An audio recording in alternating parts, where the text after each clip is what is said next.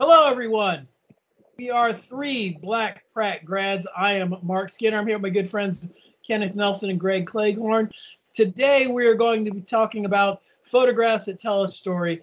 Each one of us has one image that we're going to present, and we're going to talk about that image and the story it tells. The first person that's going to speak today is going to be Kenneth.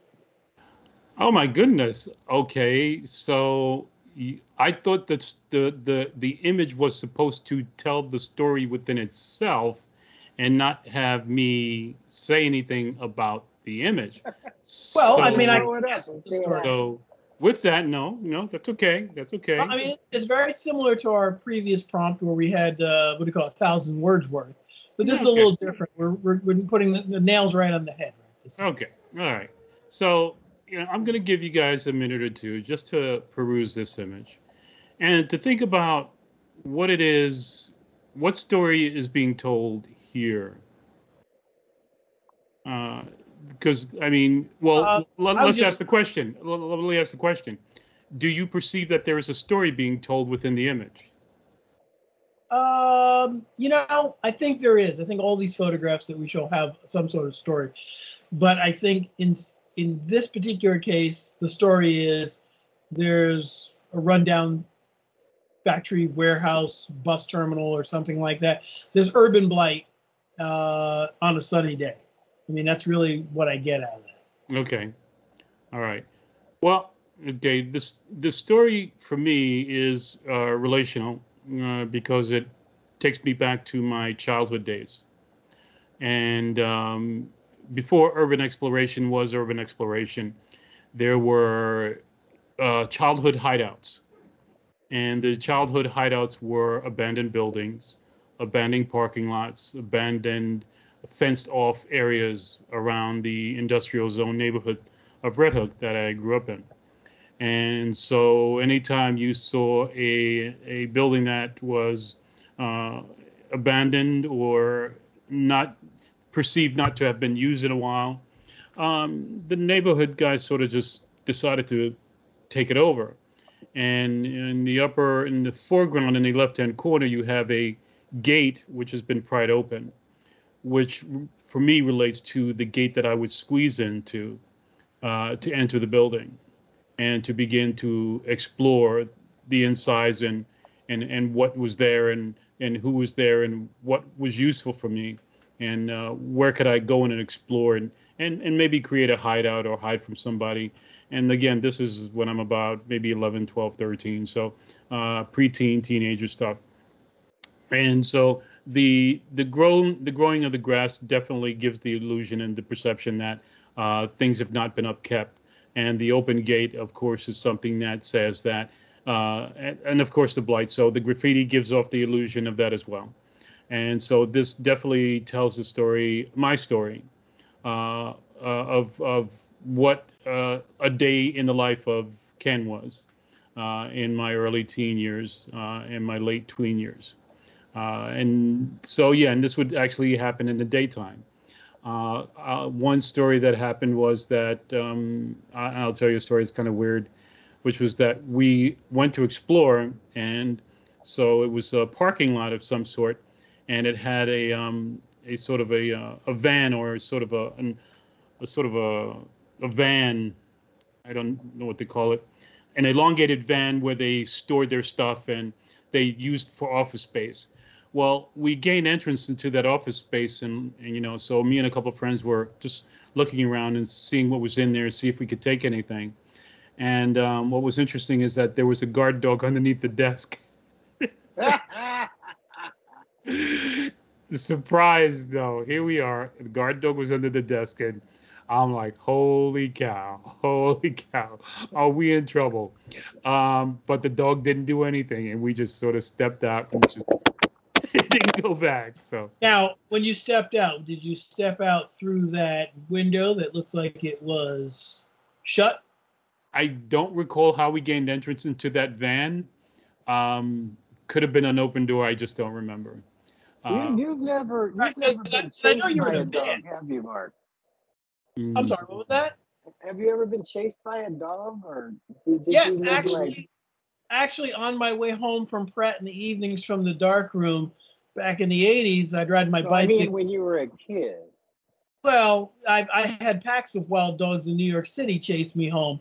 I'd ride the bike around Lafayette. Brooklyn is New York City. Well, that's really it. But when I was a kid, I really didn't get close to any wild dogs because we used to have them here. I mean, if you were walking home from the train station, you saw one on the corner, you knew to kind of go around to another way in your block. And this is in Bedford-Stuyvesant.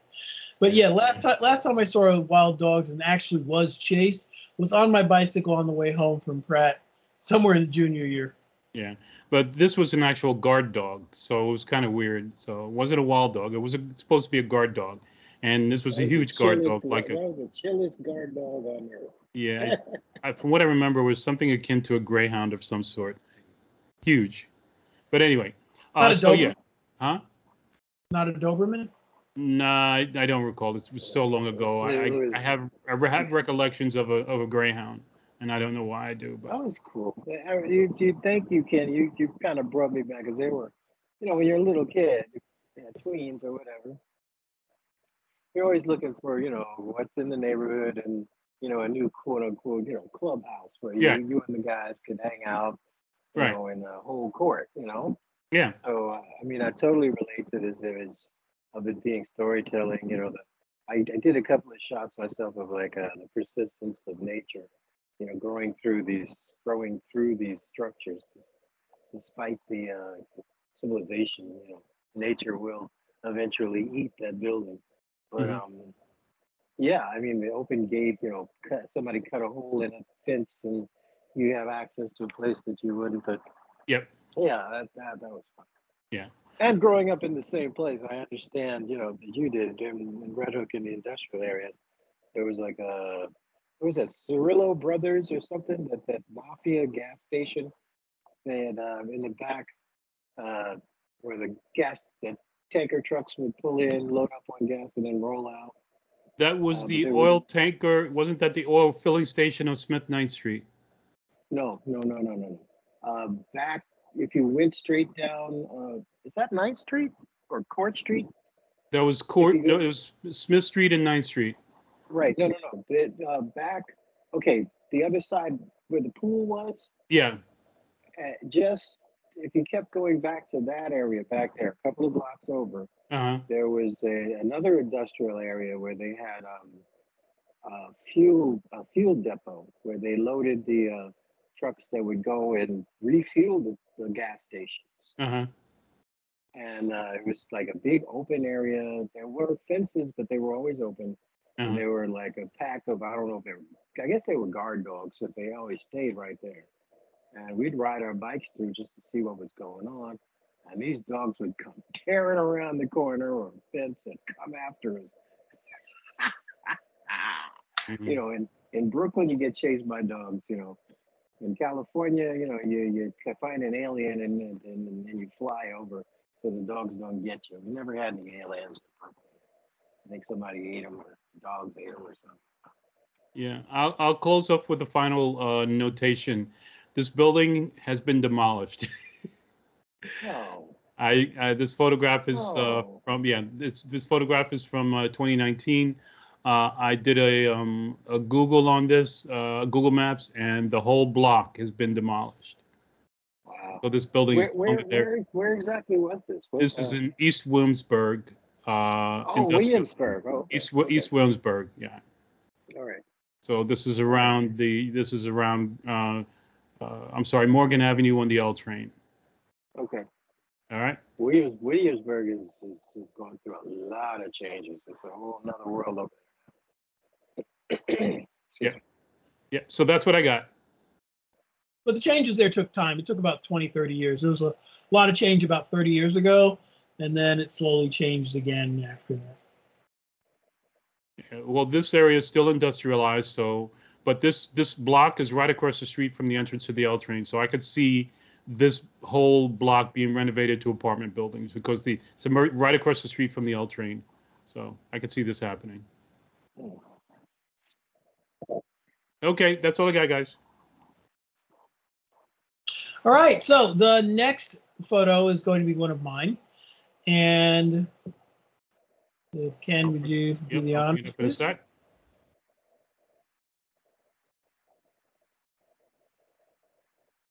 Right. Basically, I wanted to don't tell us. show what was going on. I'm sorry. What was that? I'm sorry. Was that Greg? I didn't. Nothing. No, I just didn't hear. I wasn't sure. The premise of your topic was a photo that tells a story. Now, are we supposed to see the story, or you're telling us what the story is? Well, you're supposed to see the story. I mean, basically, if you look through the whole image, you can see that at the top of that building, whatever the building is, there's graffiti that is partially covered with paint. And you see there are workmen there. I guess it's safe to assume they're either inspecting or covering, one of the two. They're probably working on that graffiti in some way. And then all the way at the bottom, you see two additional workers looking up, watching that person work on what's going on at the top. And in a clear edition of this photograph, you'll see that the logo, the MTA, is at the bottom of the photograph, indicating that these are New York City MTA workers working on a site. So it's probably a train station, and that it is. I know, Ken, you know exactly where that is. Yeah, I know exactly what station this is. This is Franklin Avenue on the Fulton Street. That's correct. That's the Franklin Avenue shuttle. Mm-hmm. And they were remediating some of the graffiti that was there. Go ahead. I'm amazed how they got up there. These guys are crazy. I just don't know how they tagged that spot. It's sick. Well, I guess at this point, they hang outside the windows, they crawl on the ledges. Yeah. At this point, they probably hang from the roofs, any way they can to tag that train. It'd be an interesting story to find those guys and follow them around and do a little photo series on what they go through to capture their moments of fame, risking their lives to do it. I haven't seen that in a while. Is that the L train? No, this is Franklin Avenue shuttle. Yeah. On what line? It's above the AC line. It's above the AC line. Okay. Boy, I've been away for a while. I don't remember Franklin. Yeah, it goes from Fulton Street over to Prospect Park. Yeah. Fulton Street to Prospect Park. All right. This is where the Franklin Avenue shuttle connects with the A and C train on Franklin Avenue and Fulton Street. So that is the L, isn't it? That lonely, that station. I mean, that line looks neglected. Trees are growing through the tracks and stuff. When you say the L, you're talking about the elevated train, right? No, it's not the L line. No, L. It's not the L line, Greg. Huh. What train is it then? The Franklin Avenue shuttle. Yeah, it says shuttle, but it's got to have a. It's the S train. It's the S train. S? Nope. All it does is the shuttle. It connects the A and C line to the 2 and 3. Right. There are 3 shuttle trains in New York City, and this is the Franklin Avenue shuttle. Okay. All right. I won't belabor it. I just remember one sad line that was super dangerous and overgrown and really funky looking. Yeah. That is my one photograph that is telling a story. I think without any copy, you could kind of guess what was going on.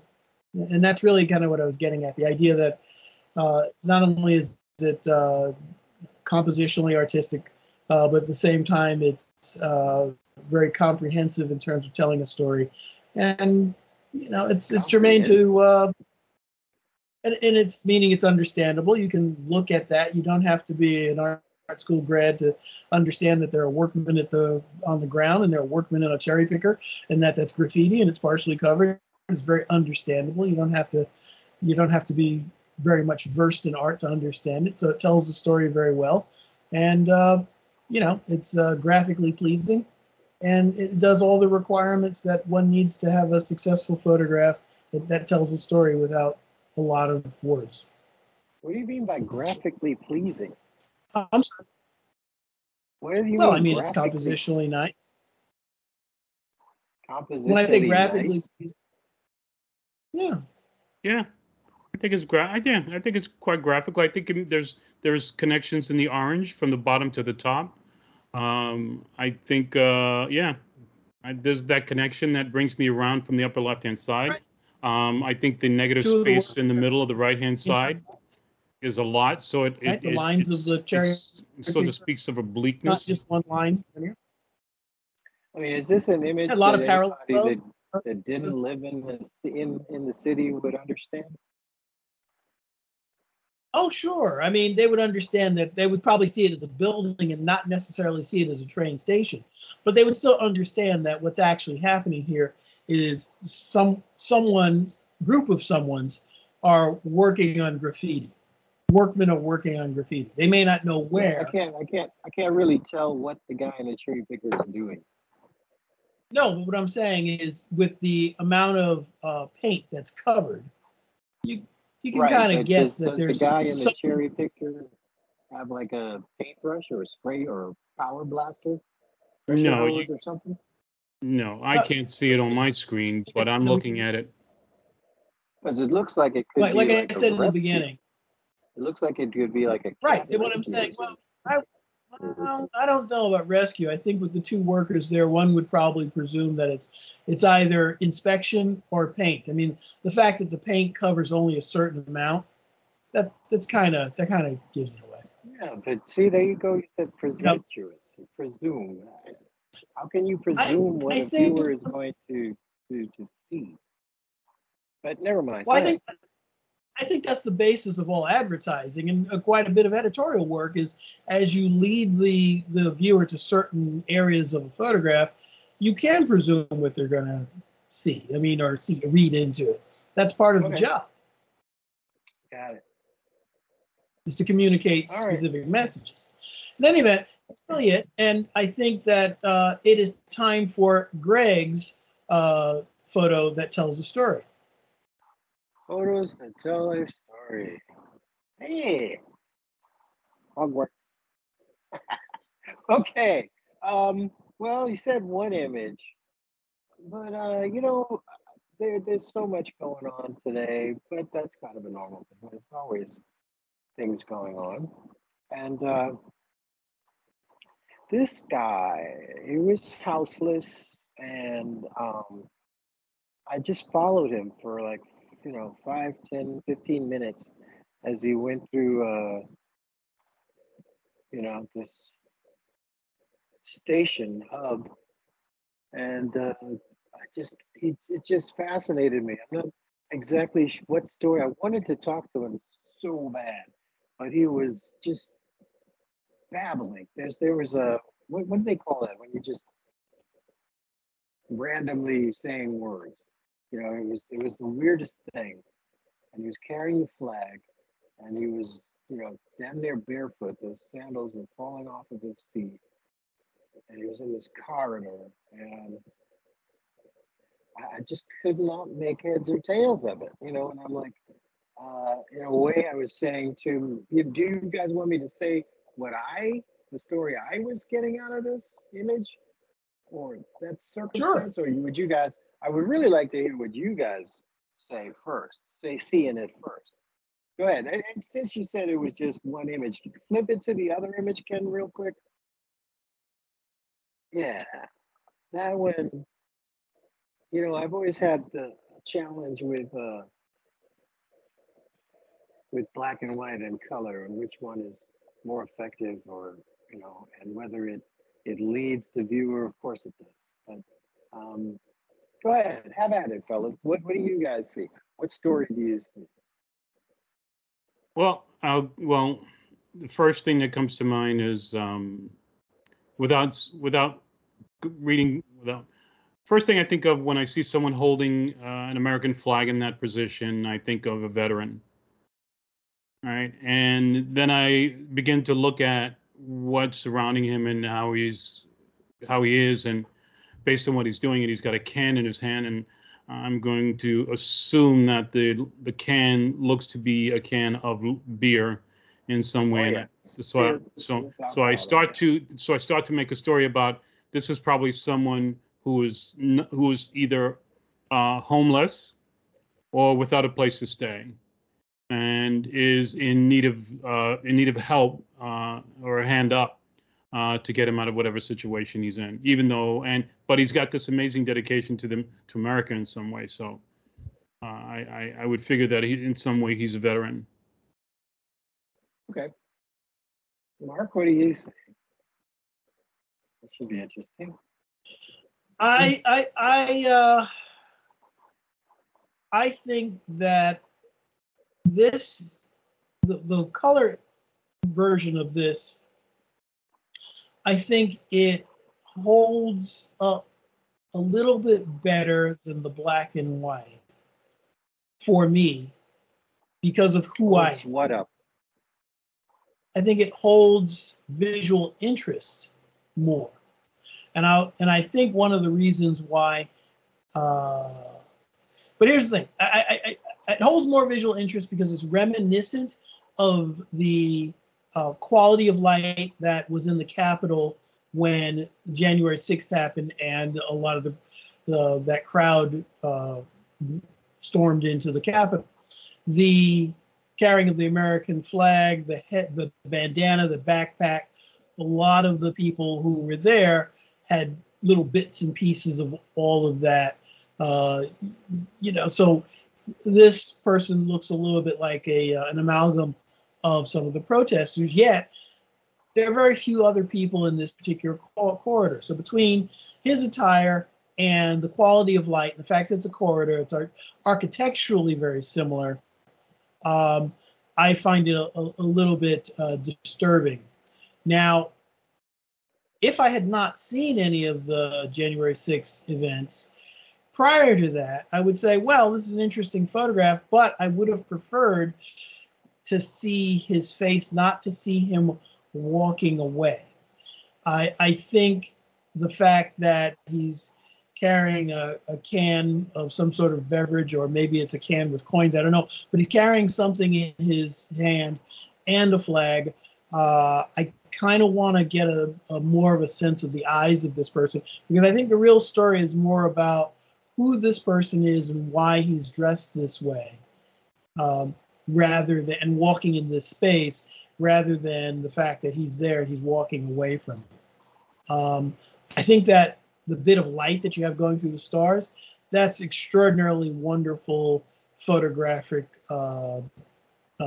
cleverness. I think you did that very well. I think that was just right on point. But it's okay. I just want to see more of his face. That's really it. I just really want to see more of his face. Otherwise, it's okay. It's okay.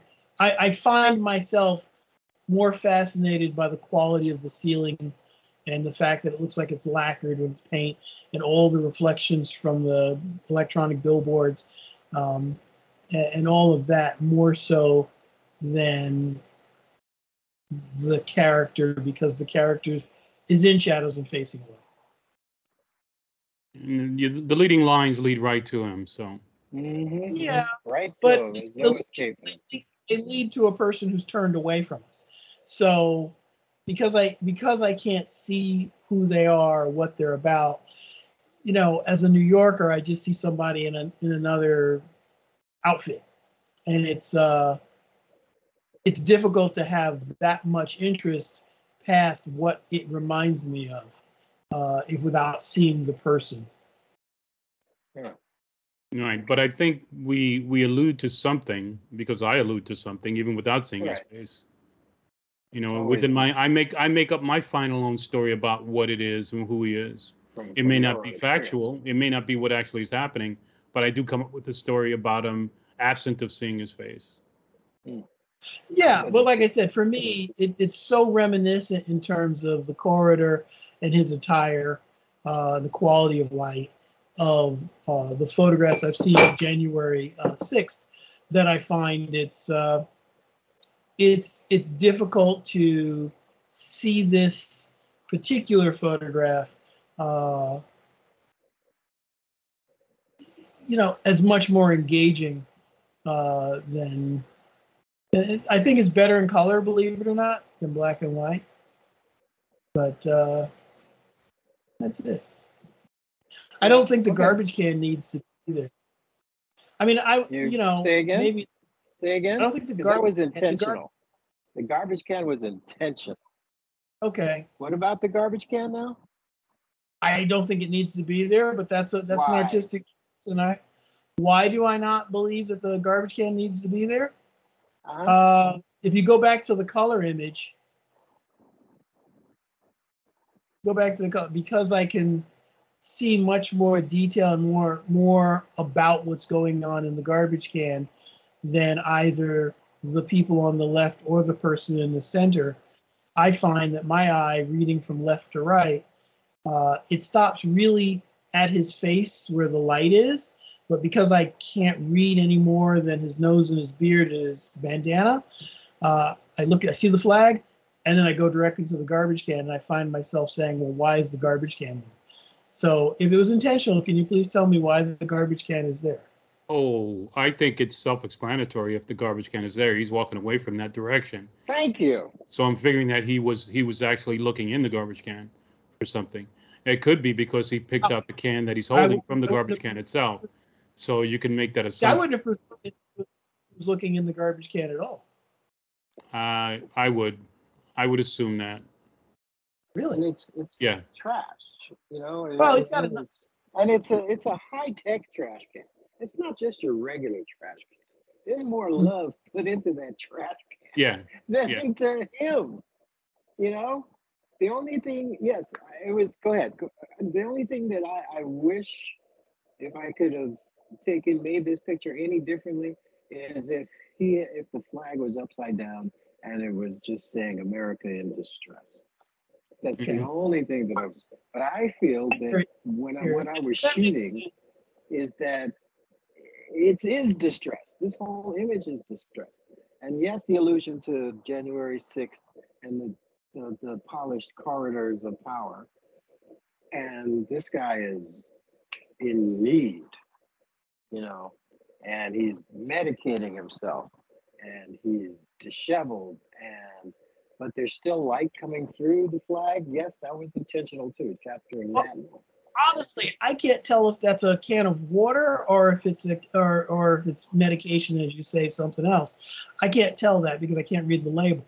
What I can see is a flag. Okay, it doesn't have to be that literal. Does he look like he'd be carrying a glass of water? You said he's self-medicating.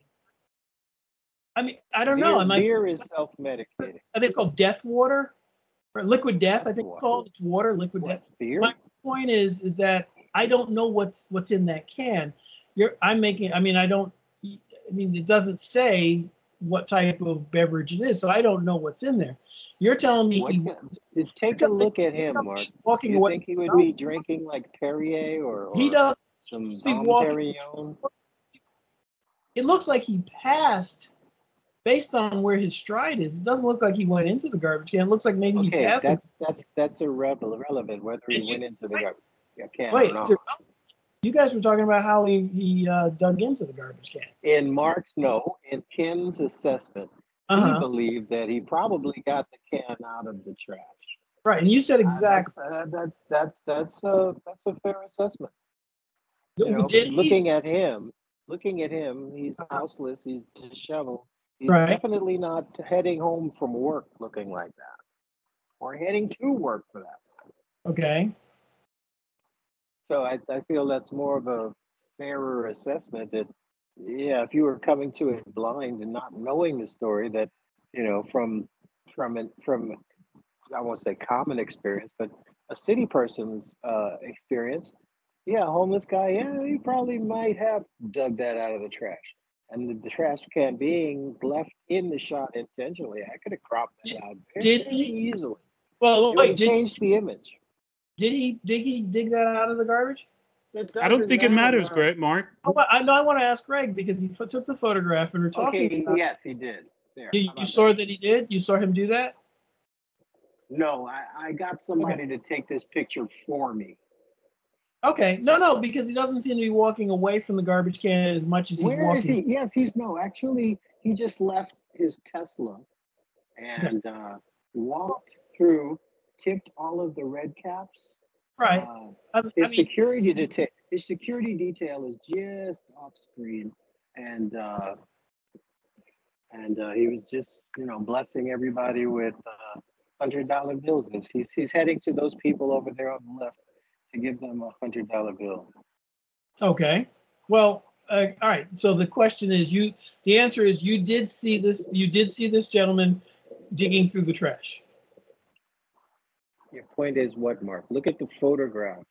I'm looking at the photograph. I don't see him digging in trash now. I see a can. You don't have to. That's not the moment that I captured. Well, you said that you made a point to put the garbage can in there. And I'm just asking. Compositionally, and I'm telling you, I shot it. And I left that trash can in there thematically, compositionally, for as an editorial decision.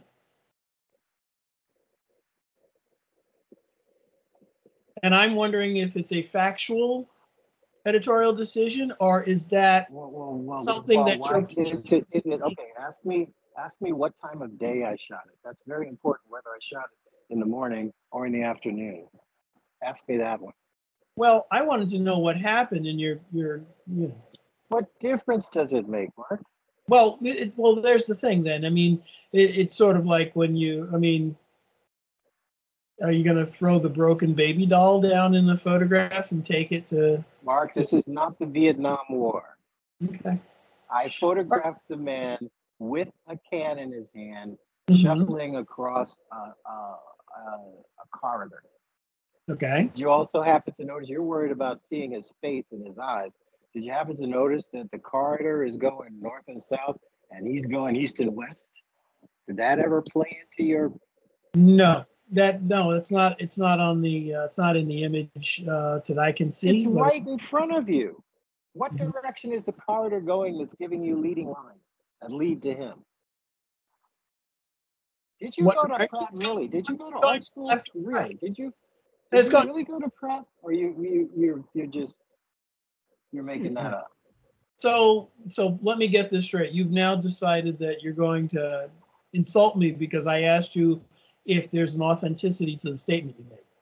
No, I'm saying that I'm asking you if you can tell that the corridor is going, for better or for lack of an actual compass, north and south, and that he is crossing the corridor. For lack of a compass, I cannot tell what direction that is. I don't know what corridor. Visually, Mark, the corridor is going away from him, and he is crossing the corridor. I'm not sure why you asked if you feel it doesn't matter. Can you see that? Look at the people to the left. They are heading down the corridor. He's not heading the same direction as they are. He's going across the corridor. Do you see that? Yes, I see he's walking across the corridor, yeah. Visually, does that mean anything to you? Yeah, it means he's walking past the garbage can toward where the people are now, and they may or may not be there when he gets to their current position in the future.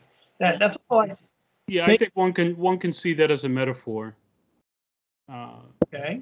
Right, and so if you look at it as a metaphor, those who are of, for lack of a better term, good mind and body are going north and south.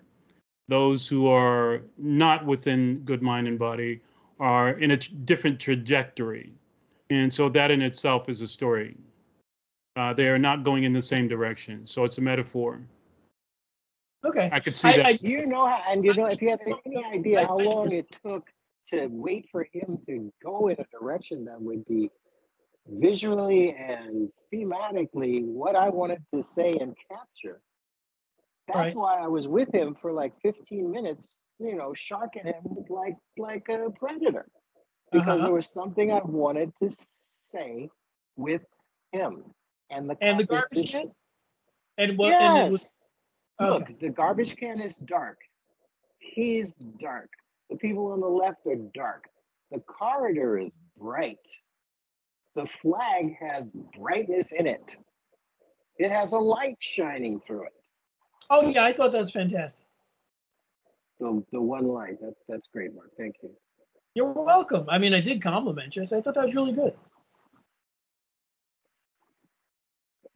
Anyway, can we agree that the color iteration of this photograph is much better than the black and white one?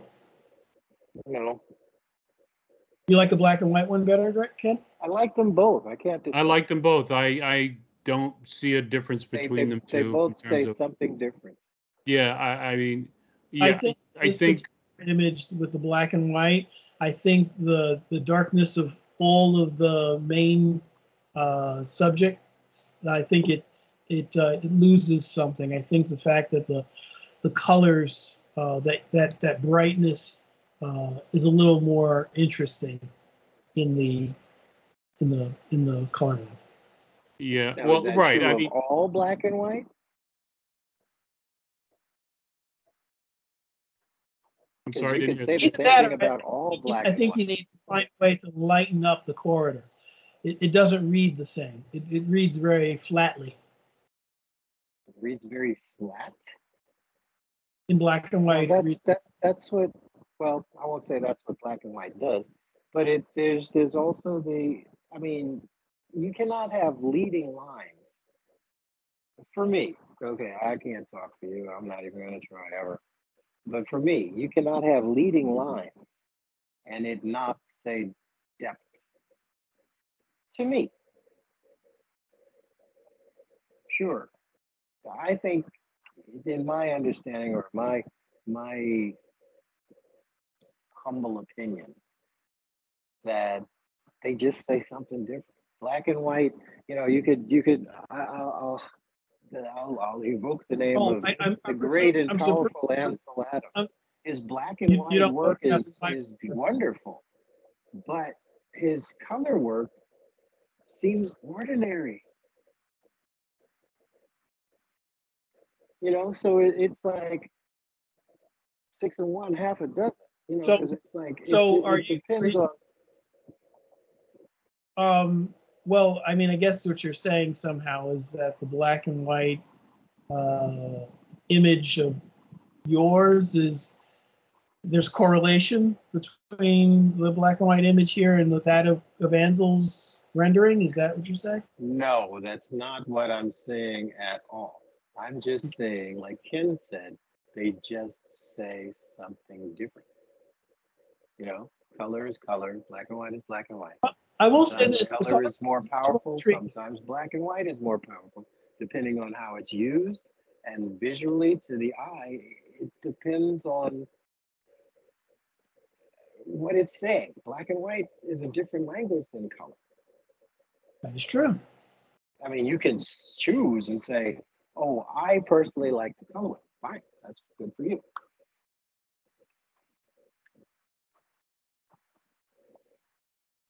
But I can't like you. I can't agree with you when you say, "Can we agree that the color is better?" No, I can't agree with that. All right, then that's fine. Then the question I have is, well, I said it's fine. Well, the question that I have, said, of course it is. I'm still not sure why you included the garbage can if he doesn't have any correlation to it other than for you that you want to make about the subject. No, not about the whole thing. Trash is inherently not bad. It's a fact. There's a lot of trash in this country. Not to get too political, but trash is good. I need compost. I need some trash to make my garden grow. I feel that trash isn't bad. I mean, imagine if that thing wasn't there. Could you imagine how filthy that corridor would be?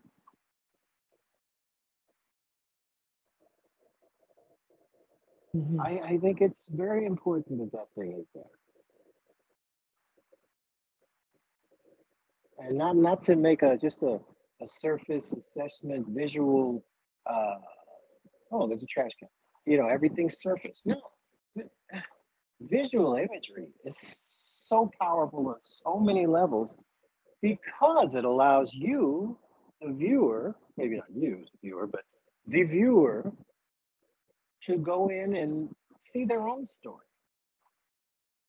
You know, like Ken said, you know, like with the little hideout that you and your buddies find. You know, that's what the internet is all about. There are millions of little hideouts, electronic, digital, metaverse hideouts where people go and do what they want to do together. Are you plugging any but I think particular the power of internet stills hideout is that site? you can look Is that at what the you're doing now? image and come up with your own story. I'm not Not sure to why. impose what you believe is right. Well, that's what And you're what doing you with the believe garbage people can. are, what people should say, should see in the images, but just allow them in and see what they want and Yeah. share with me what it is you see. I love doing that. What do you see? They say, oh, that's a nice picture. It's like, really? What do you see? And it always surprises me. I understand. I just feel that as a communication, I think the trash can for me doesn't clarify the message. It doesn't have to. Guys, edited. For the sake of the audience, I think we've already gone over this a little bit too much. So I think we just have to. The voice of reason. God bless you, Kenny Nelson. I think, in all honesty, Greg, it's a nice photograph. I love the light behind the flag. There, like you said, the leading lines. It's like better than a spider's web. You've got like everything points to him. I just feel I'd like to see more of that person if that's your subject. And I feel the garbage can is distracting. You feel it's there intentionally. You make your editorial statement. That's fine. No, I don't feel it's there intentionally. It is there intentionally. I shot it. Okay. All right. Well, just because you don't understand it, that's not my issue. Well, I didn't say I didn't understand as much as I really. It's not my job to explain my image to you. Well, I think that one of the things we're trying to do here is try to add clarification and explore the ideas that are being shown by each of us. Says who? I think that's what we're doing. Is it not what we're doing? Says who? We're sharing images. Right. We're not trying to, cultivate minds and, Yeah, I think what it's supposed to be educational. It's not just a way for us to plug our own, toot our own horns. It's really a way to talk about how you discuss photographs and be serious about the content and whether something matters or not. And you make good points about whether it matters or not, and I do too. It's just a difference of opinion. It's your image at the end of the day. You have responsibility for that, and it's great. And I think, it's nice. I just felt that there are certain things that are better. You've certainly had ideas about other photos I've posted, and it's okay. I think Ken's a little worried about time. Am I correct? Yeah, that segment lasted about 20 minutes, guys. Fortunately, I really was hoping this would be very fast. I make mine go as quickly as possible. Anyway, here we go. We have been 3 black and we still are. I'm here with my good friends Greg Cleghorn, Kenneth Nelson. I am Marc Skinner. Have a good night. Yeah, leave comments if you'd like. Thank you.